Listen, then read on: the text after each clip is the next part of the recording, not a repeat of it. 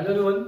आज की क्लास शुरू करने से पहले आपको मैं बताना चाहूँगा, जो मेरा चैनल है एसके टीचिंग चैनल, जो लोग इसके ऊपर नए जुड़े हुए हैं तो उनसे रिक्वेस्ट है कि मेरे चैनल को सब्सक्राइब करें, लाइक करें, शेयर करें, ताकि आपको जो है कंपाइल वे में जो आपके एसएसटी के जितने भी लेक्चर्स हैं वो एक सीरीज फॉर्म में मिल सके। तो चलिए शुरू करते हैं।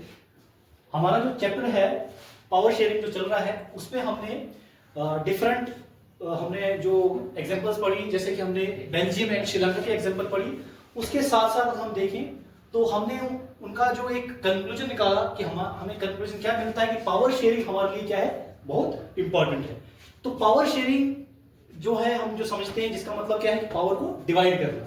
तो उससे हम देखें तो आपका जो सब टॉपिक इसमें निकलता है that is forms of power sharing. मतलब क्या है कि पावर शेयरिंग को हम कितने भागों में डिवाइड कर सकते हैं।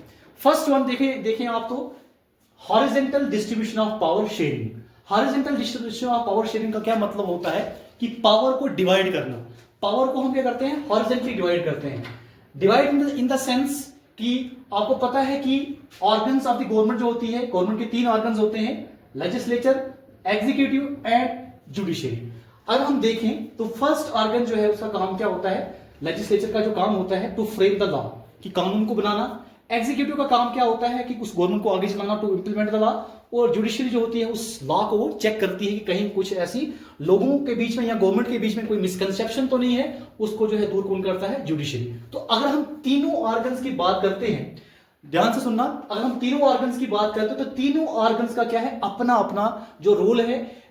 इसको अलग पावर दी गई है कानून बनाने की, इसको कानून को लागू करने की, इंप्लीमेंट करने की पावर दी गई है, और इसको कानून को चेक करने की पावर दी गई है। तो पावर शेयरिंग अगर हम देखें, देखो वर्ड जो पावर शेयर है, इस वर्ड से आपने समझना है पावर शेयरिंग मतलब शेयरिंग का मतलब क्या है कि पावर इन तीनों ऑर्गन्स में क्या है, इक्वली डिवाइड है। अपने अपने सर्कल में, अपने अपने जो है जोन में ये सभी पावर्स जो है अपने अपने तरीके से यूज करते हैं। तो इसको इसीलिए नाम दिया गया हॉरिजॉन्टल डिस्ट्रीब्यूशन ऑफ पावर। ठीक है, आप देख रहे हैं किस तरीके से, लेजिस्लेचर, एग्जीक्यूटिव एंड जुडिशियरी। क्या है इसका मतलब, क्या, it ensures that no organ can exercise unlimited power. कोई भी ऑर्गन जो है पावर, ये ऑर्गन जो है गवर्नमेंट की, वो जो है अनलिमिटेड पावर का इस्तेमाल ना कर सके। कि ये ऑर्गन बोलेगी कि मेरे के पास ही सबसे ज्यादा पावर है, मेरे पास सबसे ज्यादा पावर है कानून बनाने की, या मैं ही ऑर्डर्स को जो है इशू कर सकता हूं। नहीं, इस एट द सेम टाइम ये जो होगा ये इन सब की पावर्स को चेक करेगा। तो इसको बोलेंगे horizontal distribution of power. First horizontal distribution of power, I hope सबको समझ आ गया। Yes sir. अब देखें नेक्स्ट जो है that is vertical distribution of power. Vertical distribution of power से अगर हम देखें, vertical distribution of power sharing का क्या मतलब होता है कि अगर हम देखें तो देखो सबसे पहले क्या है, सेंट्रल गवर्नमेंट पावर जो होती है वर्टिकली जो है डिवाइड होती है। सबसे पहले आती है हमारी सेंट्रल गवर्नमेंट टॉप लेवल पे, सेंट्रल गवर्नमेंट के बाद आती है स्टेट गवर्नमेंट, स्टेट गवर्नमेंट के बाद आती है लोकल गवर्नमेंट। देखो कैसे, अगर हम देखें तो सबसे पहले सेंट्रल गवर्नमेंट में कौन होता है, सेंट्रल गवर्नमेंट में कौन होता है, प्रेसिडेंट होता है, प्रेसिडेंट होता है या फिर प्राइम मिनिस्टर होता है। ठीक है, और उसके आगे जो है कैबिनेट मिनिस्टर्स होते हैं। तो सेंट्रल गवर्नमेंट के अंदर ही क्या आती है ना, स्टेट गवर्नमेंट आती है, कि इसकी डायरेक्शंस के अकॉर्डिंगली कौन काम करता है, फिर स्टेट गवर्नमेंट काम करती है। मतलब इसको भी, इसके पास तो प्राइम पावर है, बट ये यहां से पावर जो होती है वो शेयर हो जाती है किसको, स्टेट गवर्नमेंट के लिए। कि स्टेट गवर्नमेंट जो है और अपने लेवल से जो है अपने स्टेट के अंदर जो है डिफरेंट डिसीजन ले सकता है, डिफरेंट जो है ऑर्डर्स जो है वो पब्लिक को दे सकता है। तो अगर हम देखें स्टेट गवर्नमेंट में, तो स्टेट गवर्नमेंट में कौन होगा, गवर्नर होगा, एंड उस गवर्नर के साथ जो है वह चीफ मिनिस्टर होगा। आप लोगों ने चीफ मिनिस्टर का नाम सुना होगा।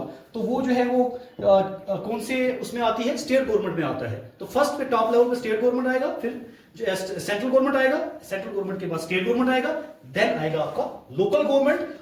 पंचायत होती है, पंचायत जो कहां पर होती है, विलेज लेवल में। और सिटी की अगर हम बात करें तो वहां पर क्या होता है, म्युनिसिपैलिटीज। तो अगर हम देखें, आप यहां से अंदाजा ये लगा सकते हो कि पावर जो है एक हाईएस्ट लेवल से देखिए आप तो लोअर लेवल तक जो है क्या हो रही है, शेयर हो रही है। अब आप देखते हो कि एक प्राइम मिनिस्टर से लेके, ठीक है, प्राइम मिनिस्टर से लेके एक जो गांव का एक क्या होता है, एक जो सरपंच होता है, वहां तक जो है पावर जो है वो शेयर हो रही है। राइट? समझ आ रही है क्या कह रहा हूं मैं? कि पावर जो है होती है, मतलब कि हम एग्जीक्यूटिव की जैसे मैं बात बता, अभी तो आपको मैं बता रहा हूं यहां पर गवर्नमेंट, अगर एग्जीक्यूटिव के हिसाब से देखें तो एक प्रेसिडेंट से लेके जो है एक सरपंच तक जो है पावर जो है वो क्या हो रही है, शेयर हो रही है। तो डिफरेंट जो है हम देखते हैं जो हमारे आते हैं ये लेवल्स, यहां पर क्या है कि पावर जो है डिफरेंट वे में जो है वो डिस्ट्रीब्यूट हो रही है। तो इनको हम बोलेंगे आर्गन्स ऑफ द गवर्नमेंट के बीच में अगर पावर डिवाइड हो रही है तो हॉरिजॉन्टल बोलेंगे, अगर लेवल्स ऑफ द गवर्नमेंट में पावर डिवाइड हो रही है तो उसको बोलेंगे vertical distribution of power sharing. Second वाला सबको समझ आ गया? Yes. ओके, अब देखिए हम नेक्स्ट जाते हैं, power sharing among the different social groups. Social groups का मतलब क्या होता है? सोशल ग्रुप से हम माने तो सोसाइटी के अंदर डिफरेंट टाइप्स ऑफ ग्रुप्स होते हैं, मतलब डिफरेंट बैकग्राउंड्स के अकॉर्डिंगली जो है ग्रुप्स होते हैं। अगर हम बात करें तो such as religious groups and linguistic groups, कि कुछ धर्म के आधार पर ग्रुप्स बन जाते हैं या कुछ भाषा के आधार पर ग्रुप बन जाते हैं और उनके बीच में मतभेद आ जाते हैं पावर को लेके, ठीक है। और क्या इसमें क्या होता है कि लोगों का ये मानना होता है कि किसी एक जो है पर्टिकुलर ग्रुप को जो है ज्यादा बेनिफिट दिया जा रहा है, जैसा कि हमने समझा था अपने इसी चैप्टर में बेल्जियम और उसके साथ श्रीलंका के केस जो हमने समझा था, जिसमें हमने देखा था कि पावर के रिलेटेड जो है कम्युनिटीज में आपस में जो है कॉन्फ्लिक्ट्स आ रहे थे। और उसकी एग्जांपल हम देखें तो क्या किया गया था, कम्युनिटी गवर्नमेंट जो है उसका जो है सोल्यूशन निकाला गया था। तो कम्युनिटी गवर्नमेंट को भी हम क्या बोलेंगे कि ये भी क्या है, एक पावर शेयरिंग है। तो power sharing at the different social groups.